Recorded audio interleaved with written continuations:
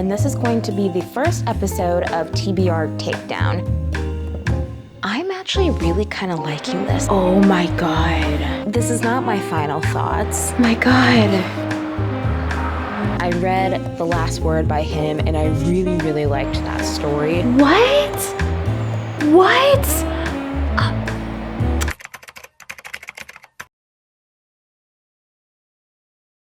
Hello friends, and welcome back to the channel. Today I'm going to be reading some of my spring TBR, and this is going to be the first episode of TBR Takedown. As you guys know, I've been trying to get my TBR down to under 150 books this year because I want to just get my physical TBR down. I don't really have any other explanation other than that. I have so many books that I want to read that are in the physical form that some of them I've been neglecting for a little bit too long. So I thought I would take some books from my spring TBR and read those, and this would be the first episode of TBR Takedown. I love watching these types of videos, and let me know if you guys want to see any more like things or give me recommendations on what I should do for future TBR takedowns as well. But the first book that we are going to be reading in this vlog is one that I've already started and I've talked about in vlogs beforehand, but it is The Witch and the Huntress by Luna McNamara. As I am recording this, I'm 30% in, but I'm not gonna do like a little like catch-up update until I've hit 50% because I've already talked about my feelings in some of them, but just a little kind of like brief kind of thing. You're following these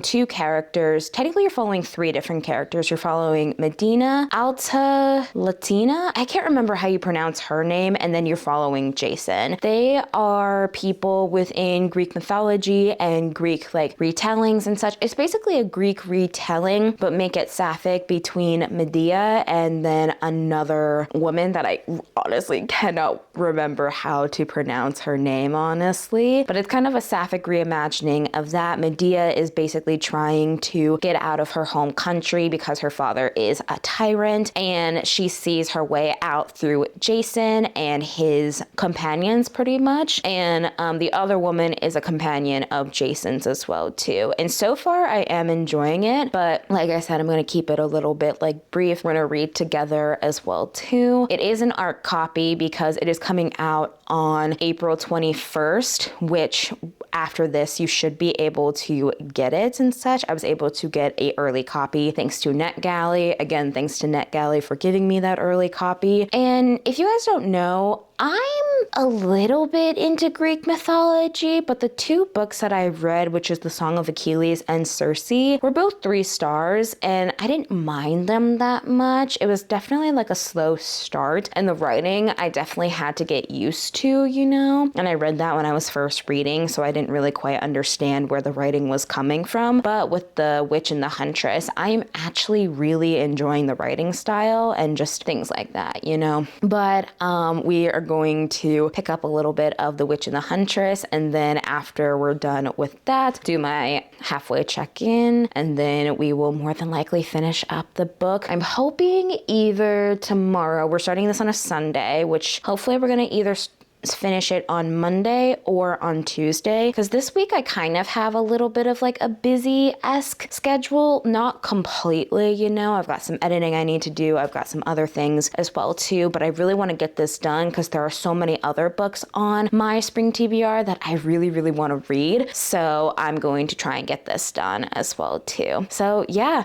let's go read a little bit of The Witch and the Huntress together.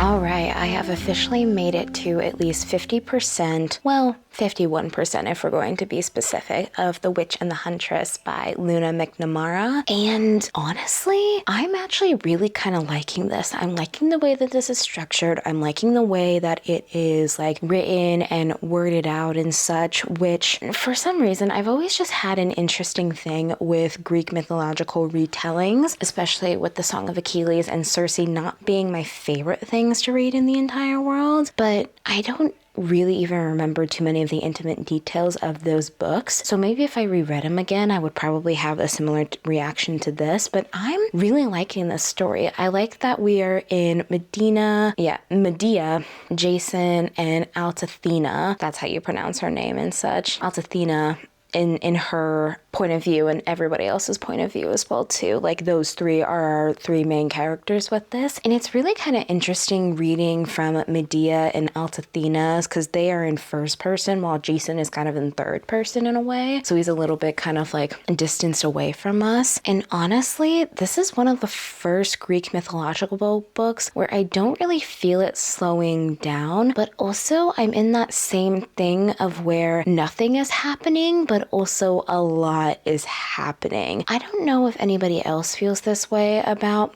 Greek mythological tellings, but I felt this way in the Song of Achilles. Like a lot of stuff happens in that book, but it also feels like nothing happens in that book as well too. And I felt that same way when reading Circe because a lot of stuff happens, but not a lot happens. Like the fight scenes that are like depicted in here are very short and they don't really go into too much graphic detail, which again, I don't think is the point of the book. But I think that's all I really have to say for now. I'm really enjoying this story. I read a little bit about each of the characters and what they do with like Greek mythology and things like that, you know? And it's a really interesting take on like a Greek mythological story, but making it sapphic in a way as well too, you know? Like there's already been like some sapphic tension between both of our female main characters as well. So that's really, really fun to see as well too. And yeah, I am really enjoying it. Also, this is kind of a little bit of a side thing, but I made myself a new Kindle insert. I don't know if you can see that and such, but I made myself a new Kindle insert that's teal. I've been kind of getting tired of the purple, so I wanted to kind of spruce things up, and I was like, what's one that can be like kind of like cute? And I went like, oh, teal and orange. I don't know why, it's just, it was calling out to me, you know? Yeah, that's a little bit of like a 50% update, and I will more than likely come back to you guys maybe with another time lapse, but more than likely when I have finished the book and have final thoughts. And if I were to give a reading right now, it's solidly sitting at like a 4-star. Like there's nothing like too big that's making me like go upper end on the rating system or even lower as well too, but right now it's sitting at a comfortable 4, and I do plan on buying the book and also skimming through to see what they have changed for the final copy, because this is an advanced reader's copy and such like that, so there is a lot of things that could be kind of like switched or like edited in the published version itself. So yeah, I will see you guys when I have final thoughts on The Witch and the Huntress. I fear that the update that I have with you today, my friends, is not a good one, because this is not my final thoughts in quotation marks. I have made it to about 62% of The Witch and the Huntress by Luna McNamara. It really pains me to say this, but I think I'm gonna have to DNF it. I really think I'm gonna have to DNF it. I just feel like I am losing so much steam within this story that I cannot continue on with it, which sucks, because in the beginning, you guys know that I was really liking this book. I was really liking the writing. I was really liking how it was going. So the reason why I'm kind of DNFing this is because it is kind of getting a little bit on my nerves with specifically, and I've noticed this a lot within Greek mythological tellings, where so much has happened, but for some reason, it always feels like that nothing has happened at the exact same time. Like the writing is very dull and very just like clinical, if that makes any sense. I don't know if any of you guys have like had that opinion with a mythological retelling, but I just find myself, as the book kept going on and on and on, just kind of getting tired of the clinicalness of things and just like how like it was written, and I know that's probably how things were written back in the day and such, but just something about it I just really did not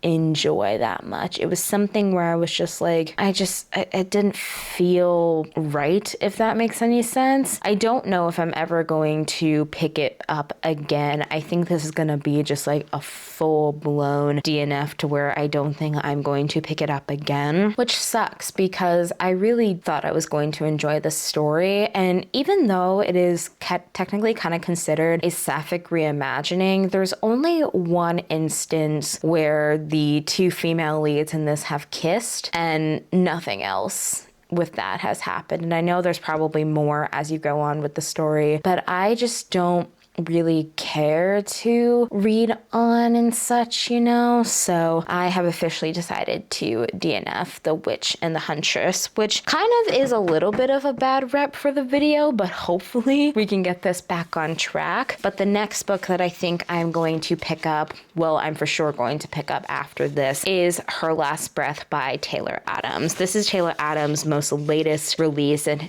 released back in either February or March. I can't remember off the top of my head, but I read The Last Word by him and I really, really liked that story. So I figured that it would be kind of the same with like this one as well too. And this one's kind of hard for me to kind of like dumb down. So I'm just going to read what the blurb says to you. So it says, after years of excuses, Tess has finally agreed to go caving with her best friend, Allie. Their lives have diverged sharply since high school. Allie is a self-made travel influencer, while Tess is a shy and claustrophobic legal assistant struggling to pay for law school. Maybe Tess is a little jealous of Allie's globetrotting lifestyle, but who wouldn't be?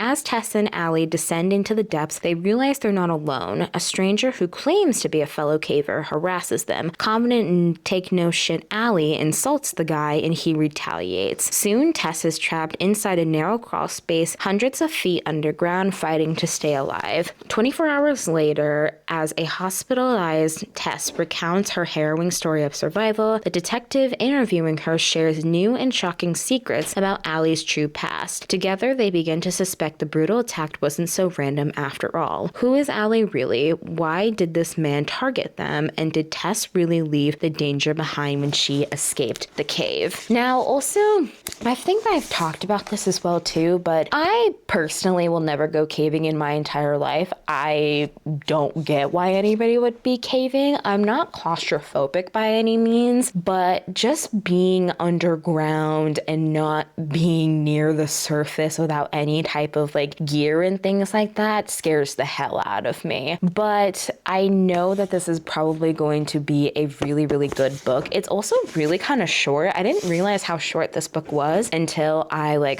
looked at it and such. So it's like maybe around like 9. It's actually about to turn to 9 o'clock right now. I might start reading this a little bit before I go to bed. Maybe I'll do a time-lapse reading with y'all, but I think it just kind of depends on what I am feeling. But this is the next book that we are going to read, and I will check back in with you guys when I'm halfway through. I can't remember exactly what I said last to you guys, but I think I might have said that I was going to do a time lapse with y'all's before this halfway check-in. That didn't happen, and it's not even a halfway check-in because I am 69% of the way through the book, almost 70% of the way through Her Last Breath by Taylor Adams. This book is so fucking good. I figured it would be after reading The Last Word by him. I want to read more stuff by him because I think I said at the beginning that we follow Tess, who is braving this survival story and telling her story about how she almost got killed pretty much. And we're following this story, and I was listening to the majority of this at work, and I listened to a part of the story where something happened, and specifically we got a piece of reveal as to who might be wanting to do this to her, and it was very shocking, but I'm just waiting to hear the why aspect of this. And I will say, even though I'm not finished with this book, I think it's more than likely going to be a 5-star unless something changes for me in the end. And I will say heavy trigger with claustrophobia and such. I haven't even finished the book, but I'll probably say it in my final thoughts as well. But if you are claustrophobic claustrophobic in any way, shape, or form, do not read this book, because it literally puts you into the setting of Tess being stuck in the cave and pretty much trying to survive her way out of this encounter. You know, it's one of those things where he puts you directly into the story and you feel like that you are stuck with Tess as well too. Like multiple times I've had to take breaks from this book because even though I'm not claustrophobic, I could feel myself getting into the headspace that Tess was in and being in the space that Tess was in, that I myself was feeling what she was feeling. So I needed to put the book down for a little bit so that I could remember and breathe that this was a book and I was in the real world. And even though people have gotten stuck in caves as well too, it is one of those things where it's just like so fucking crazy. It's one of those things that you're just like, wow, like this happened. Even though I know that this particular story didn't happen, but I know a lot of stories where the cavers and such have made it out alive, and a lot of them where a lot of them did not make it out alive, unfortunately, you know? But I'm having a wonderful time with this. I am so happy to see that Tess is alive and seeing how much she has grown since this encounter, because this encounter takes place over like 24 hours of her being stuck, essentially 20 stories underground. Like she is 20 stories, like if you look at a building and such like that, that's 20 stories high. Just take that building and put it under the ground and such, and you are surrounded by rock and water and just things like that pretty much, you know? And it's like so harrowing, so scary, and it's wonderful. But then again, I would proceed with caution as well too. But I love the story. I love the description of everything. I am still extremely curious as to why Tess? Why in the first place, you know? I mean, we see the killer, we know what the killer is thinking. I'm not gonna say it because it's a spoiler as well, but we know what the killer is thinking, what the killer is doing, and how they are reacting to the things that Tess is doing. And it's one of those things where there's kind of like an outsmartiness of the two and just so much growth within Tess as a character. And I swear to God, if something happens to her after she survived this shithole and something happens to her at the end of this book, I'm going to personally go to Taylor Adams and I'm going to just be like, you want to fight, bro? I will not play about my Tess. But anyways, I've rambled on for way too long. I think I'm gonna take you guys along with me for the last maybe like 5 chapters of this book. I'm not too sure when I will do that, but like I said, I only have maybe about this much left. It's a tiny, tiny book, but it's also the perfect length for a thriller as well too. So yeah, I will more than likely take you guys along with me, and then I will give you my final thoughts on Her Last Breath.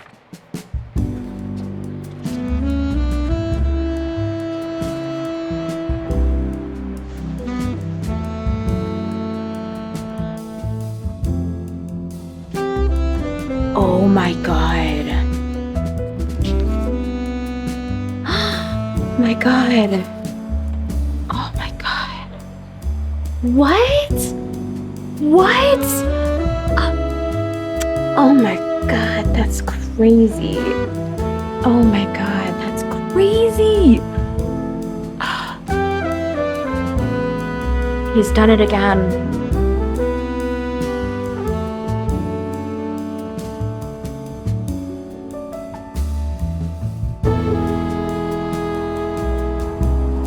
What the fuck?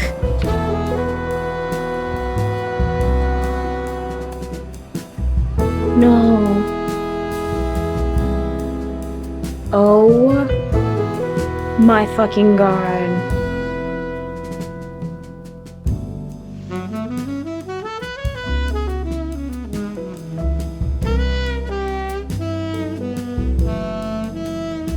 Guys, I have like this much left. I'm gonna listen to this while I eat.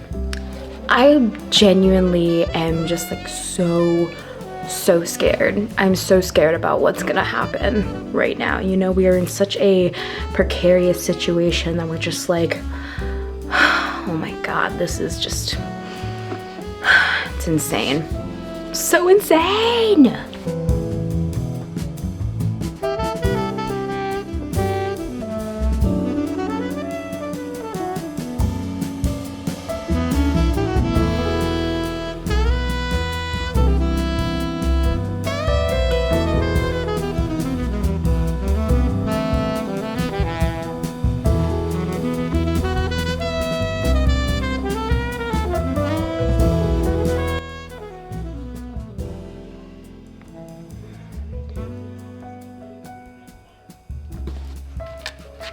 Wait a minute.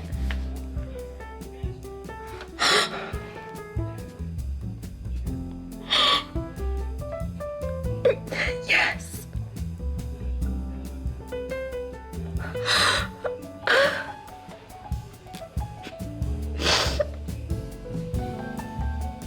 Oh my fucking God.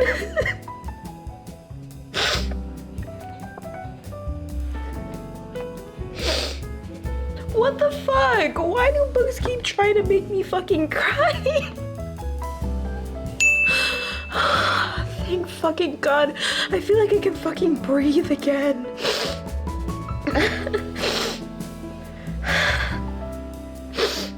Oh my fucking God.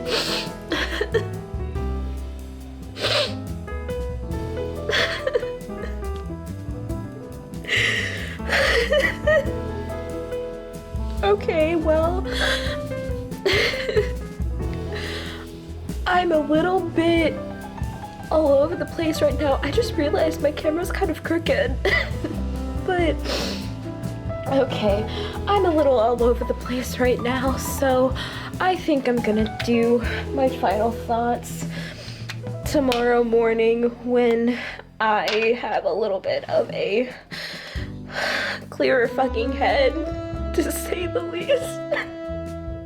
Why am I still crying?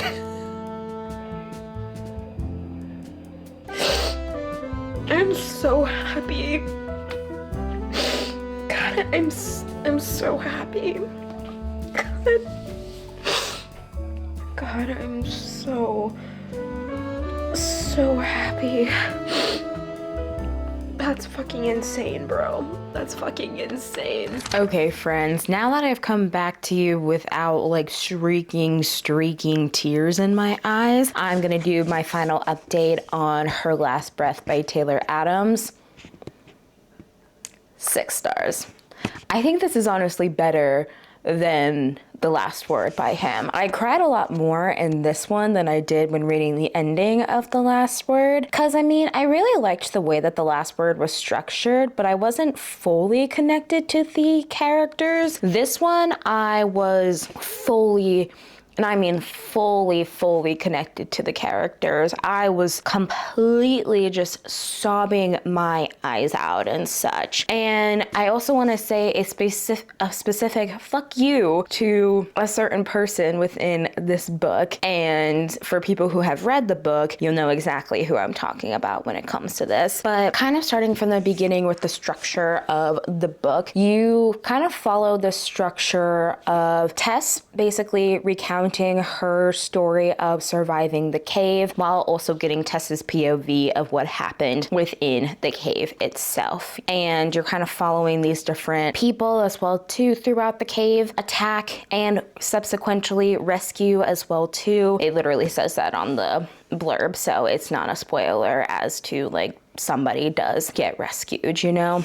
But one of the interesting things about this as well too is it's such a small book, but also so much happens because this kind of takes place within a span of maybe, I think it's either 24 to 36 hours, I think. I wasn't really keeping track of like the timeline specifically. I know we know the rescue took about 24 hours to rescue the woman that was in danger pretty much, you know? And it was one of those things where I knew I felt an emotional connection, but I didn't realize how much I had felt an emotional connection until the very end of of this book. Like the epilogue, specifically the last 3 words that were in the epilogue, just made me sob so much. Not because of sadness, but because of just happiness, because of just where we started versus from where we ended as well too, you know? And I would highly recommend this book, especially in the audiobook version. Sophia Amos, I believe is how you pronounce her name. She's the one who audiobooks it. She is an amazing audiobook narrator. I really liked the way that she took the cadences of each of the different characters and the voices of these different characters as well too. She really made this book come to life, and it's a really quick type of listen, you know, because, you know, it is fairly short, like I said, as well too. But I will say I do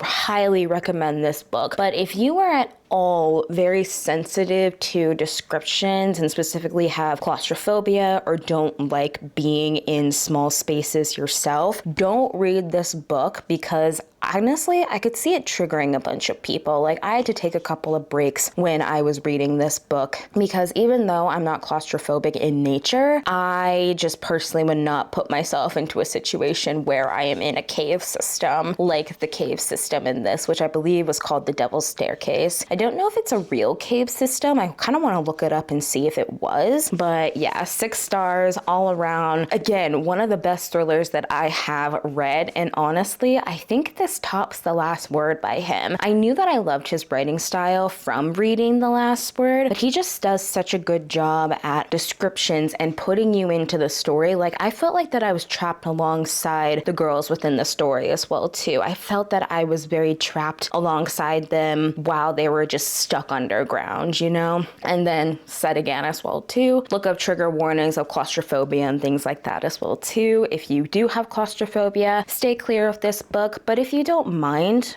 reading a little bit of a thriller like this, go ahead and read it. That is going to be the last book that we are going to be reading for the vlog. This vlog was kind of successful. We read 1 out of the 2 books, which was, I wanted to get to a lot more this week, but I really think The Witch and the Huntress slowed me down like a lot. But like I said, we DNF'd that one, and that one wasn't too bad. The beginning was great. It was just when the middle and we just kind of kept going that it just really kind of lost me. So I DNF'd that one so that I could read a little bit of Her Last Breath as well too. And of course, you guys just heard me rant about this, but obviously 6 stars, one of my favorite thrillers of all time and such. It will get your blood boiling, and it also will make you want to hold your breath at the exact same time as well. But it is such a good book that I would also recommend for people who are getting out of a slump and want something quick and kind of easy as well too, because its descriptions are very easy. You are very much like turned into the world, or like tuned into the world and how it is around you pretty much. You know, he kind of just like drops you in and being like, okay, there you go. You know, you're in the story now. But yeah, that is it that we are going to be doing for this week. And of course, it's going to be the end of the video. So again, thank you guys so much for watching. If you really enjoyed it, please make sure to like and comment down below. If you don't know what to comment down below, tell me who are some of your favorite thriller / mystery authors. If you like me, please make sure to subscribe and turn on post notifications. Every Sunday, I post vlogs. Every other Wednesday, I do bookish content. And every Friday, I will post a new episode of Tomodachi Life Living the Dream on Faithful Island. Again, thank you guys for watching. I truly hope you enjoyed, and I hope you guys have an amazing day, week, month, and year. See you later, friends.